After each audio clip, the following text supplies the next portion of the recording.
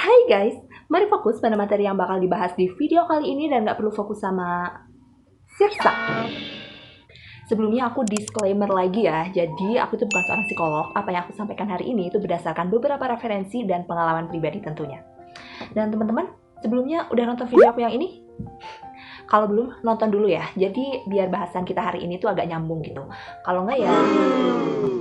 Di episode sebelumnya, aku berbicara soal quarter life crisis atau QLC, mulai dari pengertian dan beberapa tanda-tandanya, dan spesifik bahasan mengenai tujuan. Nah, di episode kali ini masih seputar QLC, spesifik bahasan mengenai pilihan. Sebenarnya kalau soal tujuan yang sudah dibahas di episode sebelumnya, itu juga merupakan bagian dari pilihan ya. Cuman di bahasan kali ini lebih aku fokuskan pada pilihan yang menjadi resiko dari tujuan yang sudah kita tentukan, atau pilihan-pilihan yang akan mengantarkan kita mencapai tujuan atau justru membelok dari tujuan yang ingin kita capai.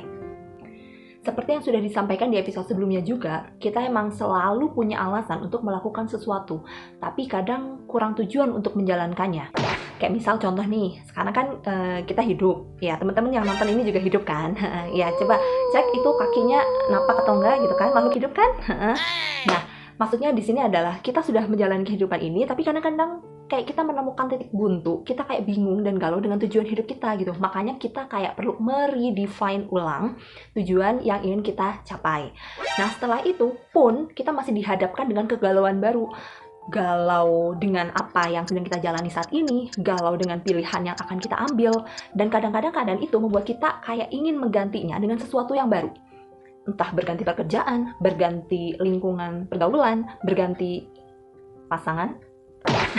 Ya kalau misalnya kamu masih single mah nggak mungkin ya menghadapi masalah itu, soalnya pasangan aja nggak punya, apalagi galau apa yang mau diganti gitu.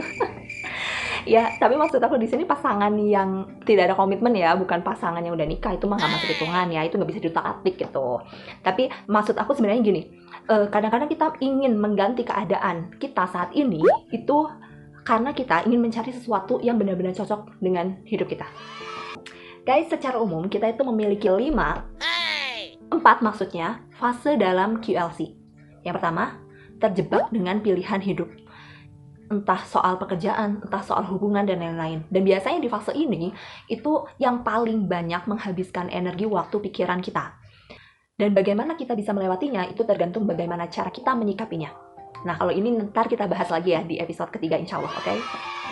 Yang kedua, keinginan untuk berubah.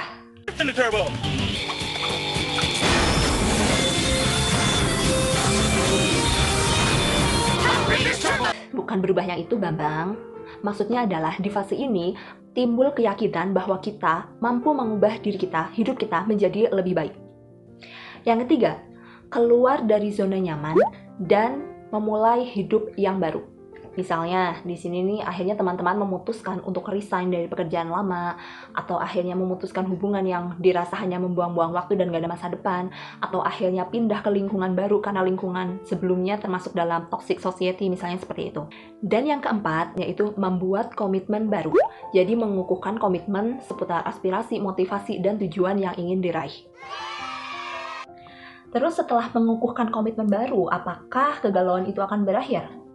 Ya, belum tentu.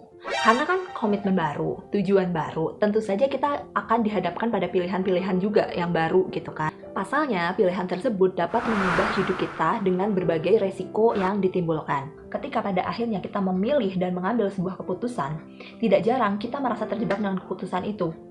Jadi ya muter lagi aja, kayak kembali lagi ke fase awal.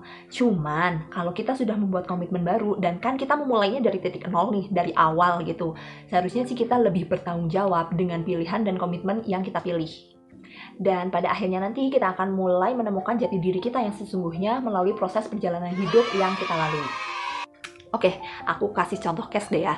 Jadi misalnya nih, teman-teman ini ingin mencapai kebebasan finansial. Caranya kan ada 2 secara umum, yaitu bekerja di sebuah perusahaan atau berusaha, punya usaha sendiri. Atau kalau cara ketiga deh ya, menikah dengan orang kaya. Dan kalau misalnya terakhir kaya itu nggak masuk hitungan ya, soalnya itu nasib. Apalagi kalau misalnya ngepet atau miara tuyul itu juga masuk hitungan. Kita ngomong cara yang benar aja, oke? Gini, jadi maksudnya coba deh sekarang teman-teman lihat yang sudah dijalani saat ini itu sesuai belum dengan tujuan yang ingin teman-teman raih. Kalau misalnya sudah, ya udah tinggal dilanjutkan. Kalau misalnya belum atau sebenarnya udah ada pilihan nih, cuman kita merasa nggak cocok gitu sama diri kita, ya udah tinggal buatlah keputusan untuk menentukan pilihan mana yang kira-kira paling cocok untuk kita. Kayak misalnya nih, teman-teman akhirnya memutuskan resign dari pekerjaan sebelumnya dan akhirnya membuat sebuah usaha kayak gitu. Ya tentu saja pasti akan ada resikonya. Ternyata setelah menjalani itu kayak berat banget, banyak banget tantangannya, gak untung-untung malah bikin stres. Ya itu adalah resiko yang harus dihadapi. Memang setiap hal itu bakal ada resiko dan tantangannya. Tapi kalau misalnya kita kembali ke pekerjaan yang lama juga kan tetap aja ada resiko dan tantangannya juga. Hanya saja bentuknya berbeda. Yang paling penting kan adalah bagaimana keadaan yang paling cocok untuk kita. Meskipun dalam QLC sendiri sebenarnya tidak ada keadaan yang benar-benar sesuai. Yang ada hanyalah upaya yang terbaik yang bisa kita upayakan dalam skala kita sebagai manusia. Terkadang QLC membuat orang itu ingin terus melawan, berlari, keluar dari masalah ini gitu, keluar dari krisis QLC ini gitu. Tapi semakin jauh kita berusaha keluar dari kondisi krisis ini, justru hasilnya bisa semakin nihil. Ya, alternatif tindakannya adalah dengan mencoba menerima hidup kita saat ini, meskipun kadang belum sesuai dengan yang kita inginkan, serasa belum sempurna gitu. Tapi satu hal yang harus disadari teman-teman, bahwa di dunia ini itu tidak ada yang sempurna. Wajar kok kalau kita melakukan kesalahan, itu sesuatu yang manusiawi, asal jangan dijadikan kebiasaan ya. Dan kesempurnaan itu bisa diraih dengan sabar dan syukur. Sabar dengan keadaan yang tidak ideal menurut kita, dan syukur terhadap hal-hal baik yang kita terima setelah kita menentukan pilihan-pilihan kita. Dan cara terbaik untuk bersyukur itu dengan cara memaksimalkan potensi yang kita miliki. Gini guys, Tuhan menciptakan kita itu sudah dibarengi dengan tools yang komplit gitu. Ada mata untuk melihat, ada telinga untuk mendengar, ada tangan untuk menggenggam tangan yang lain, ada akal untuk berpikir, dan hati. Semua itu adalah tools yang diberikan Tuhan kepada kita supaya kita lebih mudah dalam menjalani kehidupan ini. Ya, tapi pada dasarnya kan kita memang manusia yang lemah ya, kita nggak bisa mengontrol semuanya. Apa yang terjadi itu ya biarkanlah terjadi, nggak perlu dipercepat atau diperlambat. Nggak ada yang instan gitu, termasuk QLC sendiri. Ya, kadang-kadang QLC sendiri memang sangat menyebalkan gitu ya, cuman ini adalah proses yang penting, sehingga kita itu jadi mengevaluasi diri, mencoba untuk terus memperbaiki diri, dan pada akhirnya kita bisa benar-benar jujur pada diri sendiri, sebenarnya apa sih yang benar-benar kita inginkan untuk kebahagiaan kita. Meskipun kadang tidak sesuai dengan kemauan orang lain gitu. Ya, kita juga nggak bisa sih membiarkan orang lain mengontrol hidup kita. Hal yang penting lainnya adalah jangan membandingkan hidup kita dengan orang lain. Ya kadang-kadang nggak apa-apa lah ya dijadikan motivasi, tapi kalau sampai membuat kita down, minder, apalagi stres, ya buat apa?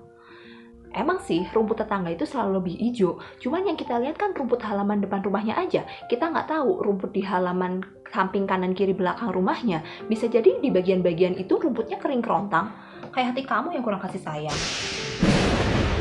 Atau bisa jadi sebenarnya rumputnya itu yang bagian depan kering kerontang juga, cuma ditutup itu pakai rumput sintetis. Tapi kok gue jadi julid gini ya?